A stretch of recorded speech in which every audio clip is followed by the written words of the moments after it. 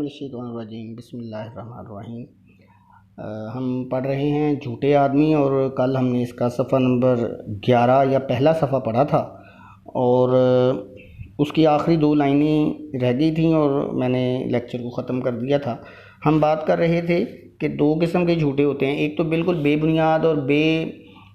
موجود چیز، جو موجود ہی نہیں ہوتی، اس چیز کو اپنی طرف سے ایک وہ اس کی کاہلیہ بناتے ہیں اور نئے سرے سے ایک کہانی ایجاد کر لیتے ہیں، وہ سرے سے ہی نئی چیز ایجاد کر لیتے ہیں۔ ایک وہ جھوٹے ہوتے ہیں، اور ایک وہ جھوٹے ہوتے ہیں کہ جو پہلے سے موجود کسی کہانی میں ملاوٹ کر دیتے ہیں اور اس میں اپنی مرضی کی من مانی چیزیں شامل کر لیتے ہیں اور پھر اس کو بیان کرتے ہیں۔ تو آخر میں بات ہو رہی تھی، اور چونکہ کل اس کا اختتام تھا تو اس کی وضاحت ابھی اتنی تفصیل سے میں نہیں کر پایا تھا، کہ میں اس کو دوبارہ پڑھ دیتا ہوں۔ یہ صفحے میں آخر میں لکھا ہوا ہے کہ جو دوسری طرح کے لوگ ہوتے ہیں، جو پہلے سے موجود کسی کہانی میں یا کسی واقعے میں یا کسی نظریے میں ملاوٹ کرتے ہیں، ان کا بھانڈا پھوٹنے کا اور ان کا بھید کھل جانے کا ڈر زیادہ ہوتا ہے، چانسز زیادہ ہوتے ہیں، مواقع زیادہ ہوتے ہیں۔ کیوں بھلا؟ اس لیے کہ جو اصل کہانی ہوتی ہے نا، اس کی بنیاد ہوتی ہے راستی پر، اس کا نقش اول کا مطلب ہے کہ جب وہ بنی تھی تو وہ خالصتاً سچ پہ بنی تھی، اور اس نے بھی جب پڑھی تھی تو اس نے بھی تو اس کو پڑھا تھا نا پہلی دفعہ، تو اس کے حافظے پر اس کا پہلا نقش جو ہے نا وہ جمع ہوا ہے۔ اس نے پہلے اس کو سچ ہی پڑھا تھا اور اس کے حافظے پہ پہلے وہ نقش ہوا تھا سچ، بعد میں اس نے اس سچ میں ملاوٹ کر کے اس نقش اول کو بدل کے جھوٹ میں تبدیل کر دیا۔ وہ جس کا نقش اول اس کے حافظے پر جمع ہے، یعنی کس کے حافظے پر جمع ہے؟ جھوٹے آدمی کے حافظے پر جمع ہے، اور جس کی بنیاد دل ہی دل میں مستحکم اور استوار ہے۔ اس کے دل میں تو اس کی بنیاد مستحکم ہے نا، استوار ہے یعنی کھڑی ہے، استوار کہتے ہیں سیدھی کو۔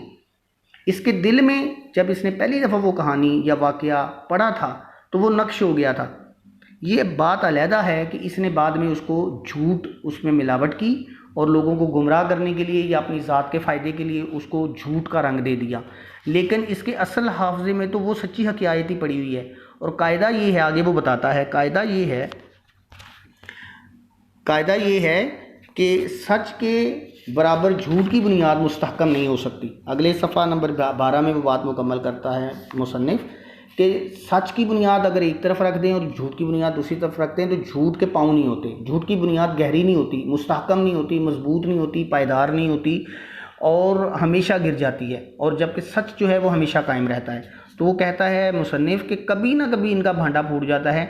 اس لیے ضروری ہے کہ ان کے دروغ میں راستی اپنا فروغ دکھائے، یعنی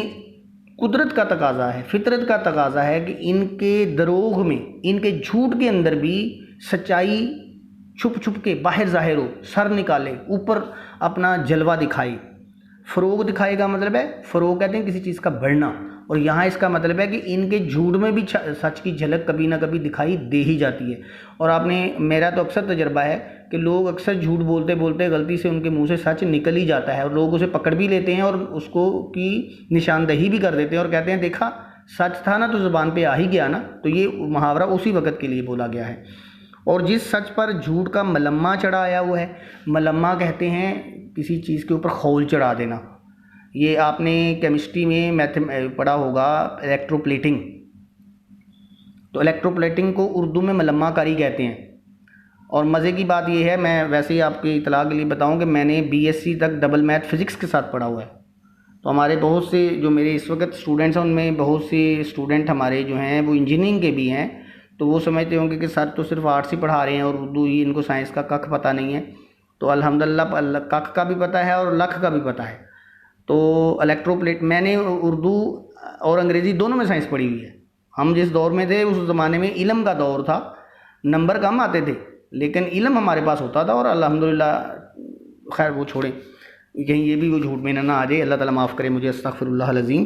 تو جو ملمہ ہے، یعنی جس سچ پر جھوٹ کی طے چڑھی ہوتی ہے، ملمہ کا مطلب ہے طے، پرتو، اس کے کئی معنی ہیں۔ تو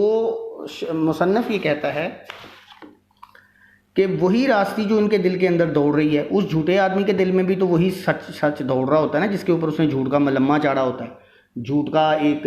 خول چڑھایا ہوتا ہے اس نے جس کے اوپر، اور وہ کبھی نہ کبھی اس کے ذہن سے اس اختراعی جھوٹ کو بلا ہی دیتی ہے، یعنی کبھی نہ کبھی وہ جھوٹ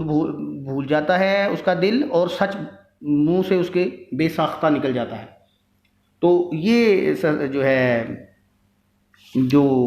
مصنف کہتا ہے کہ بالآخر ان کا جو ہے بھانڈا یا ان کا راز کبھی نہ کبھی کھل ہی جاتا ہے، بھانڈا ان کا پھوٹ ہی جاتا ہے۔ اور پھر دوسری صورت جو انہوں نے کہا تھا کہ ایک اور صورت جو پہلے شروع میں بتائی تھی کہ وہ نئے سرے سے ایک کہانی بناتے ہیں، نئے سرے سے گھڑ کر اختراع کرتے ہیں، ایک نئی چیز ایجاد کرتے ہیں، اور اس کے متضاد کوئی سچی بات ایسی دل پر نقش نہیں ہوتی کہ وہ اس سے جنگ زرگری کرے۔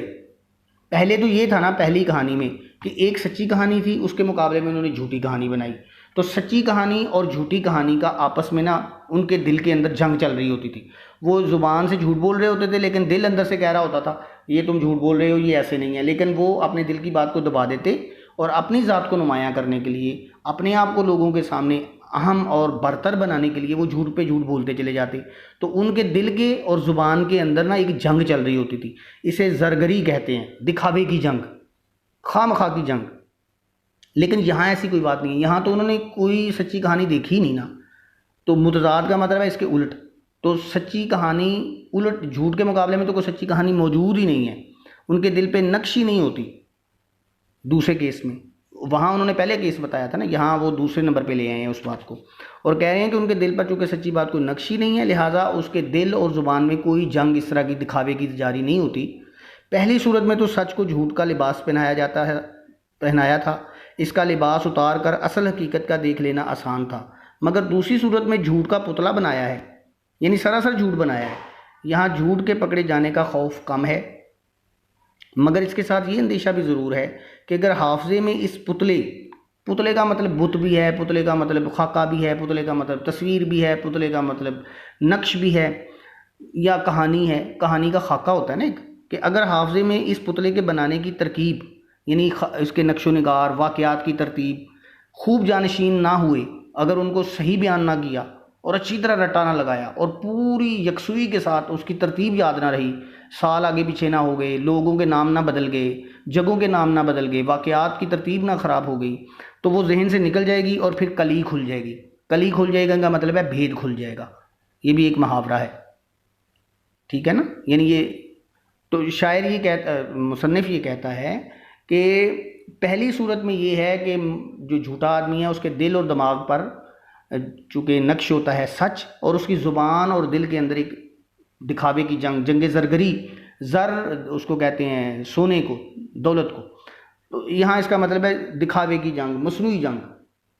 تو مصنف کہتا ہے کہ وہاں تو اس کے زبان اور دل میں جنگ جاری رہتی ہے اور وہ تھوڑا سا مشکل اس کو پیش آتی ہے۔ دوسری صورت میں جو مشکل پیش آتی ہے کہ اس میں یہ ہوتا ہے کہ اس نے ایک کہانی نئے سرے سے بنائی ہوئی ہے۔ اب نئے سرے سے بنائی ہوئی ایک دفعہ وہ کہانی سناتا ہے تو اس میں ایک نام استعمال کرتا ہے کہ فلاں جگہ پہ میں جا رہا تھا، میرے ساتھ اسلم نام کا کوئی شخص تھا۔ اگلی دفعہ اگر اس نے اس کو صحیح طرح سے رٹا نہ لگایا ہو تو وہ نام بدل کے اگر کہے کہ اسلم کی جگہ پہ اکرم تھا، تو سننے والے کا تو حافظہ ہوتا ہے نا، تو یہاں بھی پکڑا جا سکتا ہے۔ پھر وہ سال اگر بدل دے، وہ کسی واقعے کی جگہ بدل دے، تو یعنی بے بنیاد چیز ہے نا، تو جب تک اس کے اوپر خوب محنت نہ کی جائے تو ڈر ہوتا ہے کہ کبھی نہ کبھی اس کا بھید کھل جائے گا۔ تم نے بہت سے آدمی دیکھے ہوں گے، وہ جیسا وقت اور موقع دیکھتے ہیں ویسی ہی باتیں بنا دیتے ہیں، کچھ جھوٹ سچ کا خیال نہیں کرتے، ایک ہی معاملے میں ایک شخص سے کچھ کہہ دیتے ہیں، اس کی جانب مخالف سے، یعنی اس کی جانب مخالف کا مطلب ہے اس کے مخالف جو لوگ ہوتے ہیں، یعنی دوسری طرف کے جو لوگ ہوتے ہیں، کچھ اور فرما دیتے ہیں۔ اس کا سبب یہ ہوتا ہے کہ ان کے دل میں کوئی بات ایمان اور صداقت کے ساتھ متمکن نہیں ہوتی۔ متمکن کا مطلب ہے ٹھہرنا، کسی جگہ پہ رہنا، یا کسی جگہ پہ مسند نشین ہونا، یعنی ان کے دل کے اوپر کوئی بات ٹھہری نہیں ہوتی۔ وہ ادھر جاتے ہیں تو ادھر کے ہوا کا رخ دیکھتے ہیں تو ادھر کی بات کر دیتے ہیں، دوسری طرف جاتے ہیں تو دوسری طرف۔ ہمارے ہاں، ہمارے مسلمانوں میں اور ہمارے ادھر ہمارے بچوں میں بھی اور بڑوں میں بھی یہ بات آپ نے اکثر دیکھا ہوگا کہ ہم جس کے منہ پہ، جس کے سامنے بیٹھے ہوتے ہیں اس کی تعریف کر رہے ہوتے ہیں، اور دوسری جگہ پہ جا کے اس کی بدخوئی کر رہے ہوتے ہیں اور دوسرے شخص کی تعریف کر رہے ہوتے ہیں۔ اس کو جانب مخالف کہتے ہیں، دوسری جانب کے لوگ۔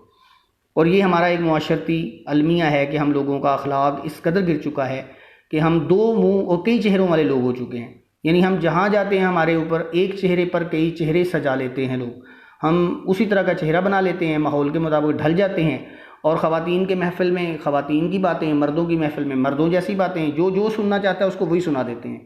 اور حضور صلی اللہ علیہ وسلم نے اس کی سخت ممانعت فرمائی ہے، منع فرمایا ہے۔ آپ صلی اللہ علیہ وسلم کی حدیث مبارکہ ہے کہ مومن میں ہر برائی ہو سکتی ہے لیکن مومن جھوٹا نہیں ہو سکتا۔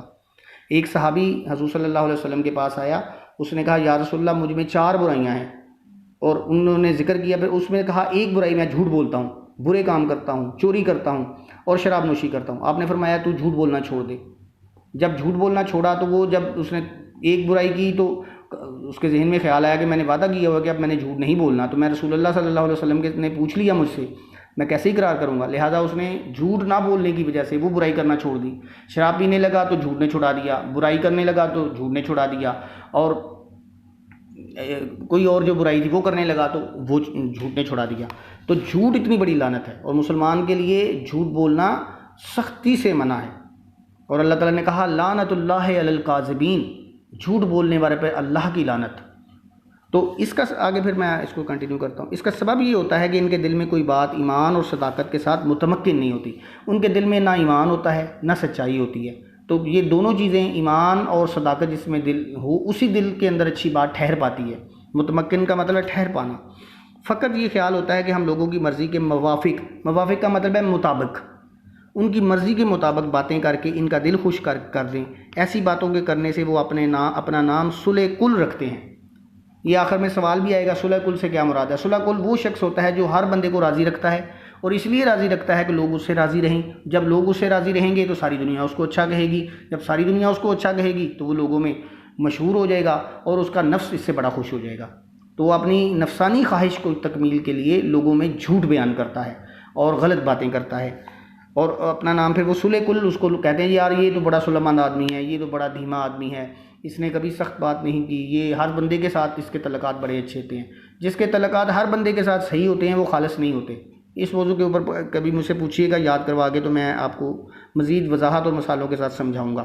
اور وہ اس پر فخر بھی کرتے ہیں۔ اگر کوئی شخص ان کی ساری باتوں کو جو ایک معاملے میں کرتے ہیں لکھ لے، یعنی ایک موقع پر یا ایک معاملے کا مطلب ہے کوئی ایشو پر لکھ لے اور اس کو غور سے دیکھے، تو معلوم ہوگا کہ ان کی باتیں کیسی فریب اور دغا سے بھری ہوئی ہیں۔ دغا کا مطلب دھوکہ، کہ ان کی باتیں کس قدر دھوکے پر اور فریب پر مبنی ہیں، بھری ہوئی ہیں۔ جس کا نام انہوں نے صلح کل رکھا ہے وہ سراسر نفاق ہے۔ جس شخص کو وہ صلح کل کہتے ہیں کہ ہر بندے سے وہ صلح رکھتا ہے، ہر بندہ اس سے راضی ہے، دراصل وہ اس کا نام صلح کل نہیں رکھنا چاہیے، اس کا نام نفاق ہے۔ نفاق کہتے ہیں منافق کو، جس کے اندر نفاق پایا جاتا ہے وہ منافق ہوتا ہے۔ یعنی وہ جو رویہ ہے جو ہر ایک کے ساتھ کو خوش کرنے والا رویہ ہے وہ بعض اوقات منافقت ہوتا ہے،